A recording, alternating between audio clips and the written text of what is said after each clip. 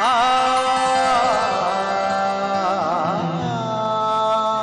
नाट्य परिषदेने 17 ते 21 मे रोजी शिवाजी मंदिर येथे बोधी नाट्य महोत्सवाचे आयोजन केले होते।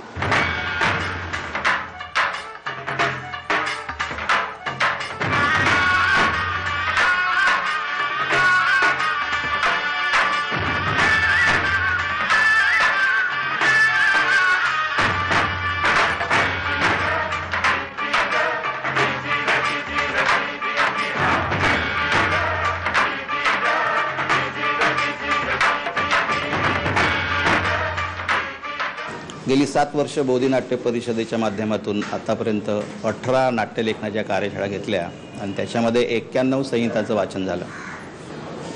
हेतू त्याच्या मागे असा आहे की नेहमीच निर्माते आपल्याकडले सांगतात की चांगली नाटकं मिळत नाहीत, परंतु त्यांचा जो समज आहे चांगली नाटकं म्हणजे त्यांच्या दृष्टीनं धंद्याची नाटकं, आणि आम्ही मंडळी धंदा बाजूला ठेवून लोकांना वेगळं काय देता येईल, लोकांच्या भावना आजच्या ज्या प्रमाणे चाललेले असतात तर नवीन काय देता येईल, आणि समाज प्रबोधन हा एक त्यातला बिंदू जरी असला तरी सकस चांगलं नाटक आणि विचार, कारण आता वैचारिक नाटकं आपल्याकडे फारशी येत नाहीत, तो कालखंड मागे पडला, तर परत नव्यानं असं काही करता येईल का, हा सगळा त्याच्या मागचा हेतू आहे।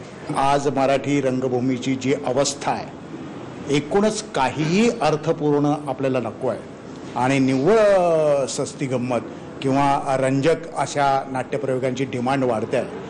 अशा कठीण प्रसंगी मला असं वाटतं बोधी नाट्य परिषदेतर्फे अर्थपूर्ण नाटकं रंगभूमीवर यावीत, नाटकातून ज्ञानाचा प्रसार व्हावा, प्रबोधन व्हावं अशी अपेक्षा बाळगून वेगळ्या प्रकारची नाटकं रचण्याचं किंवा लिहून घेण्याचं काम बोधी नाट्य परिषदेतर्फे होतं, आणि मला असं वाटतं आजच्या घडीला ही अत्यंत महत्त्वाची गोष्ट आहे।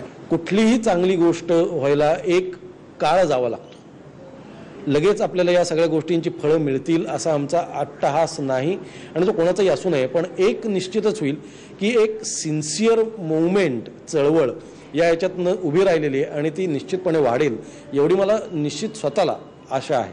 बोधी नाट्य महोत्सवाची सुरुवात डॅमिट अनु गोरे या नाटकाने झाली। हे नाटक आपण हाऊसफुलच्या आधीच्या भागात पाहिले।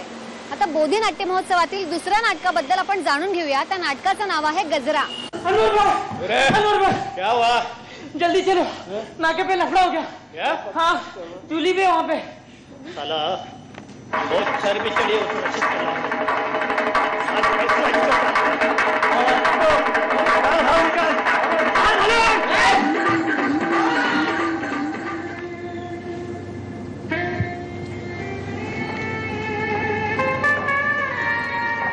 बोधी नाट्य परिषदेने आयोजित केलेल्या महोत्सवातील गजरा या नाटकाचे लेखक आहेत स्वप्नील गांगुर्डे आणि दिग्दर्शक आहेत प्रदीप सरवदे।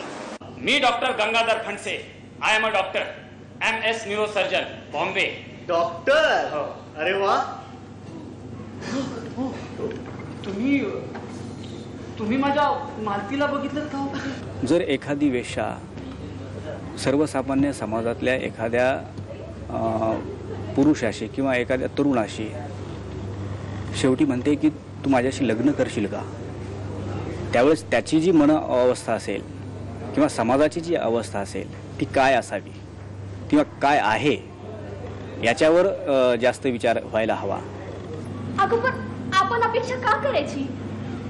या काव्याशेला तो अधिकार नाही। आपल्याला मनबिन काय नसतं असं दुनिया मानती। भोगणाऱ्याने भोगायचं आणि आपण फक्त सोसायचं। याच्या पल्ल्यात कसलंय का आपलं आयुष्य?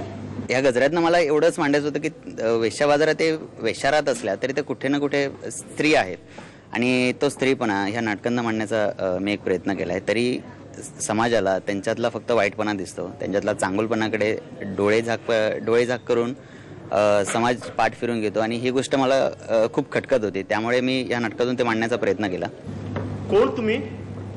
चल ना, तेरे लिए एकदम कम करेगी, एकदम सस्ते में। चल। मी काही समजलो नाही, कोण आपण? अब धंधे के टाइम पे खोटी मत करा, चलना है तो चल, फालतू का टाइम नहीं मेरे पास। जेवायला मिळेल का कुठं? क्या? तेरे तो खाने के लावन दे, मेरे को क्या घंटा देगा? हाँ? अहो नाही, माझ्याकडे पैसे आहेत, हे बघा। 20 रुपया? सस्ते में बोला इसका मतलब भंगा क्या हुआ? मैं नहीं साला 20 रुपया दिखा रहा है। हाँ? मी या नाटकात मोहन नावाचं कॅरेक्टर करतोय, जो आंधळा आहे. तो या नाटकात एक आंधळा समाजाचा प्रतिनिधी म्हणून करतोय, की जो वेश्यांसाठी सगळं काही करायला तयार आहे. त्यांच्याबद्दल त्याला सहानुभूती आहे. पण ज्या वेळेस नाटकाच्या शेवटी ती त्याला विचारते, जुली जी वेश्याचं कॅरेक्टर करते, ती त्याला विचारते की तू माझ्यासोबत लग्न करायला तयार आहे का, तेव्हा तो बोलतो की नाही, मी लग्न करू शकत नाही. मी तुझ्यासाठी तुला तुझा अधिकार मिळवून देणार, तुझ्यासाठी सर्व काही करणार, पण नाही, मी तुझ्यासोबत लग्न करणार नाही. म्हणजे की या नाटकात आम्ही हे दाखवलं की समाजातली लोक वेश्यांबद्दल सहानुभूती दाखवतात, सगळं काही करायला तयार असतात, त्यांच्या अधिकारासाठी भांडायला तयार असतात, पण त्यांच्यासोबत लग्न एक लाईफ पार्टनर म्हणून त्यांच्यासोबत राहायला कधीच तयार नसतात. वो देख शेवंता, आता हिला काय झालं? हे शेवंता, काय ग दमलीस? नाही, मग खोबडा घेऊन रे तेरा. माझं पाय घेऊन गेला तो.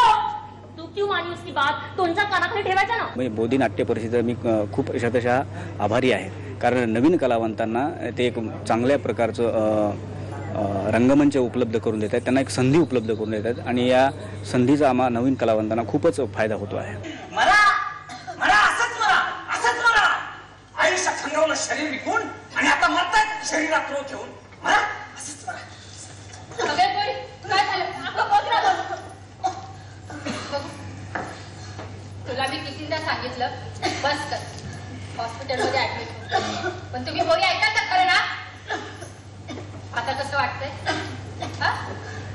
बरं वाटतं आता. नाही, एवढ्या लवकर बरं नाही वाटत. त्याच्याशिवाय तर मुळीच नाही. काय झालंय का हिला? हेडस मेल्यानं होत आहे रे, आधी मेल्याची पाहिजे. बोधी नाट्य महोत्सवातील सर्वच नाटके एक विशिष्ट विचार प्रेक्षकांपर्यंत घेऊन जाण्यात यशस्वी ठरली. बोधी नाट्य परिषदेच्या या स्तुत्य उपक्रमाला आमच्याकडनं लाख लाख शुभेच्छा.